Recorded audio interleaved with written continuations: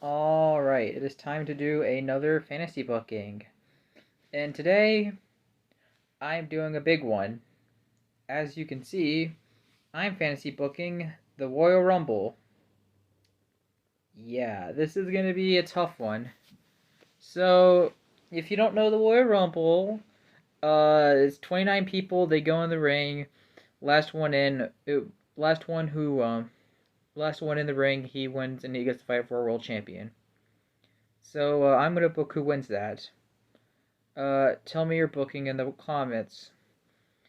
I'll probably read it anyway. You'll probably do better than me. But let's just I'm gonna book my take and who I would have win. Okay? So just write my opinion on the comments. And let's actually start the video. But before I do start booking the show, I do want to say who I would book for the big world title matches. And I will probably just tell you who I'd book to win the women's match. In my opinion, if I'm booking the women's match, probably Mercedes, because she's coming back. She's probably going to win that match. And I'm probably going to do, for like the world title matches, I would book AJ Styles to win the triple threat match. And I would book him to fight Roman Reigns and lose the match, obviously. And after that, I would book the next match to end up being Seth Rollins and Drew McIntyre for the world title. I know we see that match a bunch of times, but I mean that's like the only real match I could think of that would work here without stealing any Mania moments.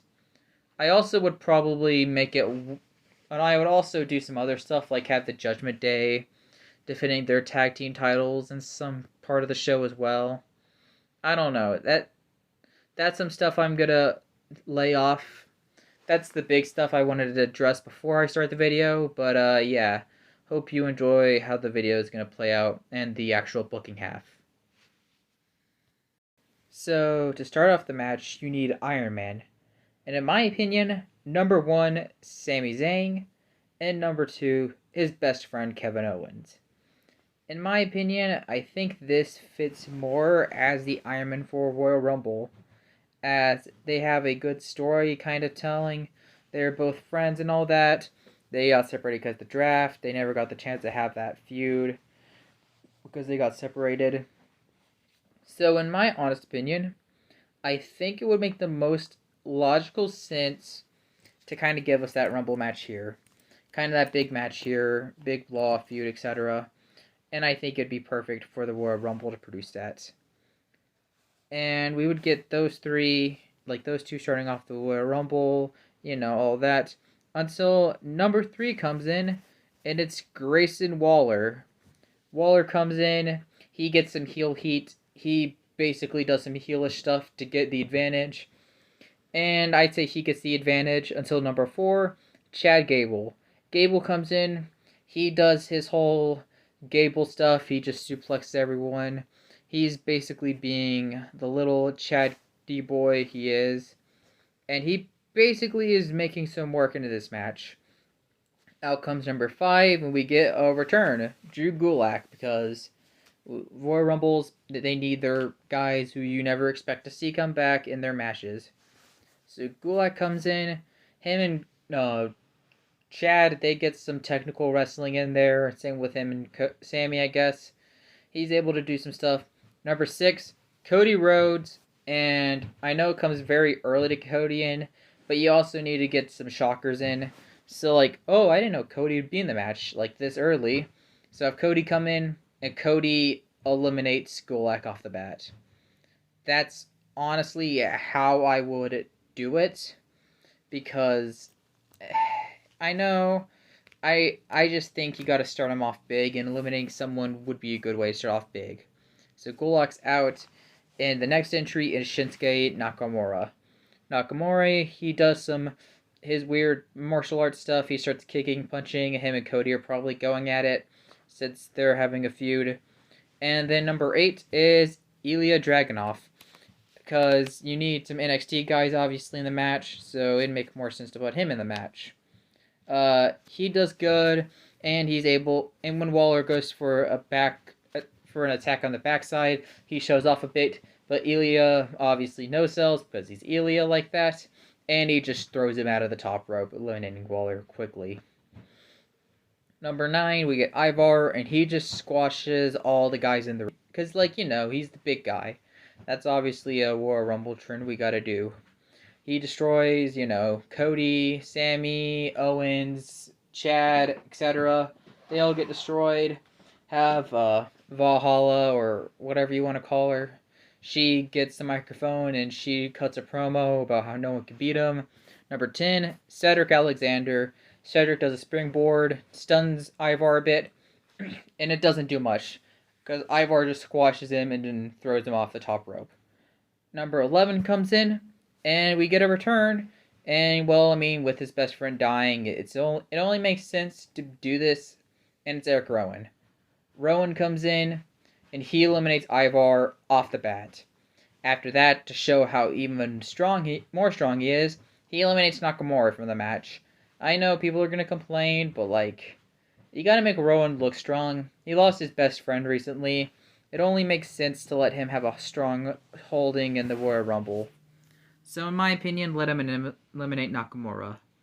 Number 12 comes, and it's Jey Uso. Probably an all favorite to win the match, even though he's probably not going to win the match. So he comes in, he does his Uso stuff, and then we kind of just get Jey doing his thing with Cody and Sammy and Owens. And they're going to be like bros because they always are. And then we get number 13, and it is Johnny Gargano, a.k.a. Mr. Overrated himself. No offense, Johnny Gargano fans, I've just never been a huge fan. But he does some super kicks, obviously. He's going to do... Him and Chad Gable are probably going to have some kind of little mini match, because I think it wouldn't make a lot of sense, because a lot of people would want to see it, so there's that. Number 14, Dexter Lumis, because he hasn't been seen in a while, so why not? Let's bring him back, because he was fired by Vince, and Triple H got him back, and he's doing nothing, so it only makes sense to do something with him again. In my opinion, Dexter Lumis probably just does some stuff with Eric Rowan, because big guy versus big guy. Number 15, it's Austin Theory, and Austin Theory instantly just runs into the commentary disc. He's not going to get into any battles. He's just going to sit down, and he's just going to watch, because that's Austin Theory for you. He doesn't care. He's like, nope, no way, I'm not getting in now. And just have him just sit down, he's like, nah, I don't care. And then, yeah. And then number 16 comes, it's Bronson Reed. Reed basically manhandles a bunch of the guys there. Him and some of the big guys in the match, like Rowan and Lumis, they can do something cool, I guess. Number 17, Tommaso Ciampa. Ciampa's cool. I think he'd be a good entry in the match. Yep, I said it. I don't like Johnny Gargano, but I like Tommaso Ciampa. Yeah, that's a odd take, right? But yeah, Ciampa comes in. He gets he gets some cool moves in there, obviously. Ciampa does fairy tale endings, all his crazy stuff. And then we get number 18, and it's Walter. Because Walter obviously is going to show up. And I'm not calling him Gunther. Because WWE literally tried to name him after a Nazi. And I am not going to support a Nazi. But yeah. Walter, he just straight up manhandles all the guys there. And especially Chad Gable. And Walter actually eliminates Gable. Like, no joke, he is actually somehow able to eliminate Gable. Because, everyone's going to be all like, oh, we want to see Gable win. And they're all probably going to boo Walter. But, like, have Walter just manhandle Gable and then just chuck him out of the ring. Kind of, because, they're probably going to have their big blow-off match somewhere down the line. So, kind of build to that. Then we get to number 19, and it's Braun Breaker, another main roster call-up. And he eliminates Eric Rowan off the bat, showing dominance into his debut. Because, you need to introduce the main roster to these new fresh faces, and it would be nice to do so. Then, number 20, we get a big surprise return, Hornswoggle. Because, hear me out, we all know the Vanilla Midget joke. So have Braun Breaker just stand there and have like Johnny Gargano, Sami Zayn, Tommaso Ciampa, everyone who's called a vanilla midget. Have Hornswoggle look at them. He's like, yeah, you want to do it? You want to come on? And he's like, midgets attack! Then have Braun Breaker just straight up big boot Hornswoggle, while the other guys just stand there, just let Hornswoggle get tortured, and then just chucked out of the ring. Yeah, I know it's cruel, but it's based off the whole vanilla midget joke, and I honestly would love if WWE embraced the whole vanilla midget joke. Just for this one night, the vanilla midget joke just matters. But yeah, after that, Breaker eliminates Dexter Lumis, showing how strong he is because he needs to get some big eliminations in. After that, we get John Cena, big return, probably a better return than Hornswoggle of all people. And he basically does some cool moments with Braun Breaker, kind of like, the 5 moves of doom, etc. Typical John Cena stuff. After that, John Cena, he does his whole thing, 5 moves of doom on people. Him and Braun probably have a little mini match, kind of hype up that this could be a potential match. Number 22, it's Bo Dallas. Another big return, because similar to Rowan, Bray Wyatt recently passed away. He's probably going in the Hall of Fame. So I think it would fit to bring back his younger brother and his friend to compete in this match. Give them some time to shine. And Bo eliminates Elijah, or I forgot how to pronounce his name. Sorry. The NXT champion, Ilya Dragunov. He gets eliminated by Bo Dallas. I know people are going to complain, but come on. He just came back. I'm not going to bury him again. And yeah, that would be Bo Dallas eliminating someone. Number 23, it's Butch. Butch does some finger attacks because he's Butch like that. He gets some cool moves and offense on everyone else because he's doing that kind of stuff. He goes some forearms, some super kicks, some all those kind of stuff, being very brutal. Number 24, it's Karrion Kross. Kross is back because, of course, he's being buried. I don't know. I kind of feel sorry for Kross. I kind of wish they did better with him. They kind of did him dirty. So bring him in and have Kross actually get some dominance in there. Have him torture some guys and just have him actually be a star because WWE really dropped the ball on Kross and it sucks. 25? Yeah, 25. It is the simp Jimmy Uso.